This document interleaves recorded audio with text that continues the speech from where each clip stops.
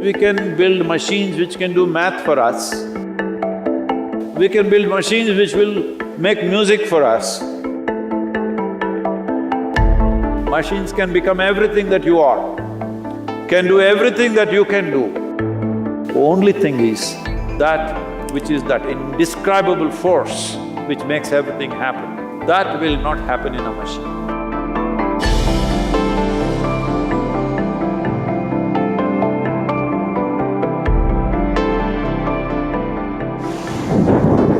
Experts say that human intuitions are essentially biochemical responses of our body. It is like an inherent and inbuilt biochemical algorithm. If that is so, then artificial intelligence can be powered to recreate human emotions. Are human intuitions truly biochemical algorithms, or are they something more profound? Whoa. Well, does human intelligence have something to do with the biochemical activity that's happening in our system? Absolutely. Well, when you know today that you being mentally balanced or imbalanced, you being stable or unstable, you being clear or unclear in your mind, has a chemical basis to it, or even you being happy or unhappy, loving or not loving, joyful or miserable, all has chemical basis. One way to understand this is, it is all a question of intelligence. Right now, as you sit here or wherever you sit, whether you make this experience of sitting here beautiful or ugly is a matter of intelligence, and it is also a matter of chemistry. They are not different. It is completely wrong to understand intelligence as thought. Thought is just one small expression of intelligence. This is a folly that modern societies have made because the modern education system has made people believe that thought is the only form of intelligence. If thought is the only form of intelligence, you will naturally understand that accumulation of data, analyzing data and projecting this data according to your analysis is intelligence. Well, this is a process that any machine can do.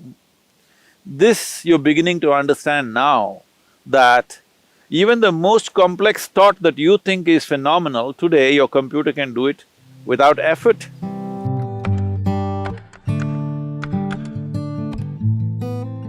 Do you see a simple calculator can do more mathematics than your teacher can do? Your computer can do much more mathematics than any mathematician can do. So, obviously, what you thought is a very difficult intellectual process is being processed by a machine far more easily than you can imagine. Now, people argue, but mathematics is one thing, literature is a different thing, music is a different thing. Well, I'm telling you, whether it's literature or music, which are considered more, outpouring of human heart, even this can be done by a machine. Well, we've still not built machines good enough to do that maybe, but you will see in the next 25, 50 years' time, maybe, I don't know how long, but it will inevitably happen, you can't make out. Or probably it will be more perfect. So, this about intuition. First thing to understand about intuition is not a different level of intelligence. Intuition is just simply a different level of computing. That is, let us say, let me make it very simplistic for you, just for the sake of understanding. Right now,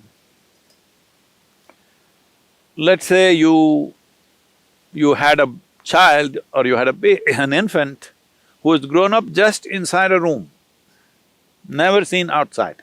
Suddenly you bring him out and show him this tree. You know what he's doing? He's gathering data, color, form, the way it moves, the way it is. He's just taking up data through his sense organs. Let him watch this tree for a few minutes.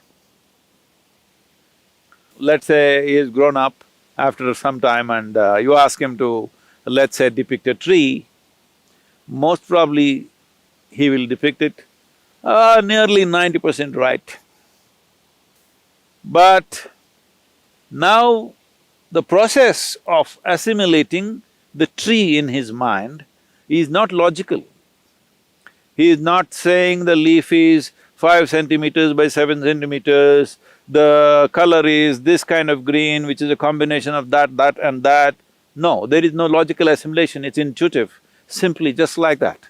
The picture comes to his mind.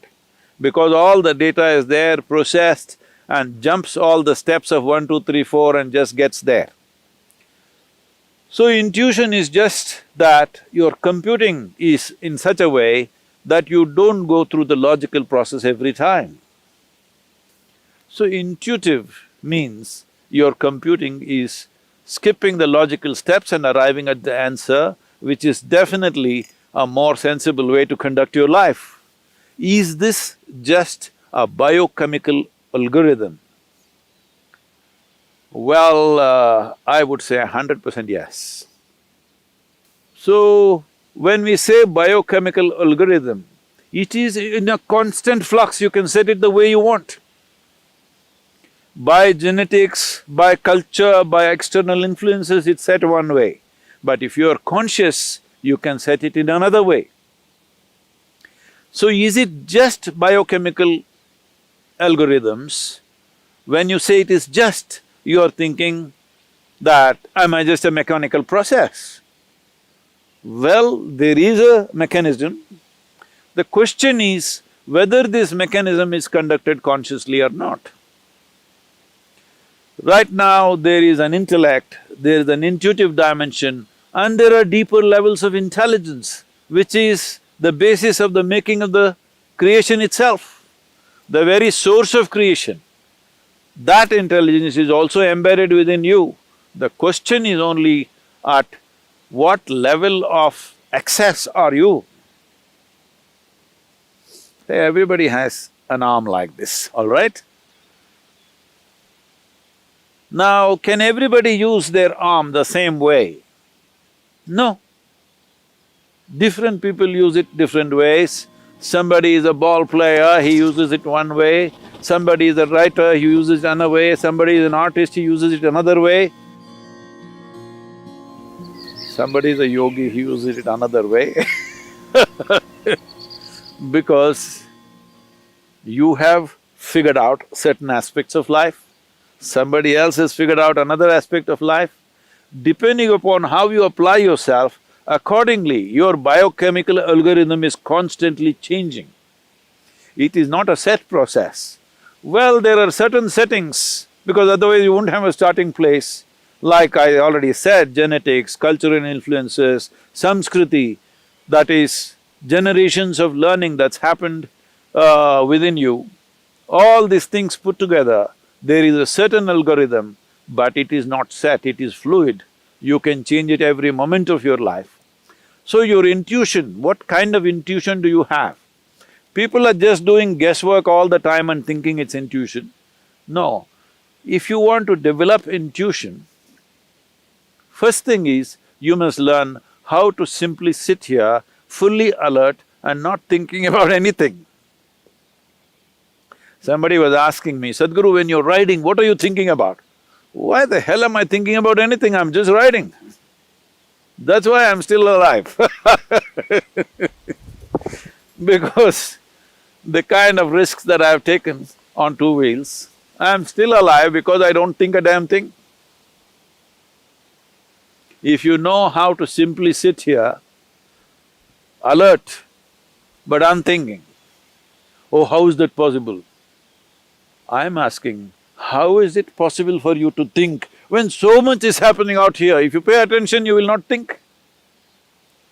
So the most important aspect of life is your attention, not your thoughts.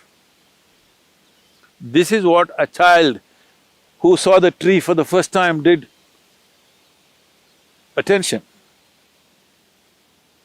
If your attention is on all the time, without any kind of judgments about what is this, what is that, simply attention, not thought, just attention, you will naturally become intuitive. Human attention can open up any door in the universe, but the attention should become free from judgmental process. That means, from the limited data that you've gathered, you should not go on judging everything around you. Because even if you think you know everything, the data that you have gathered is very, very limited.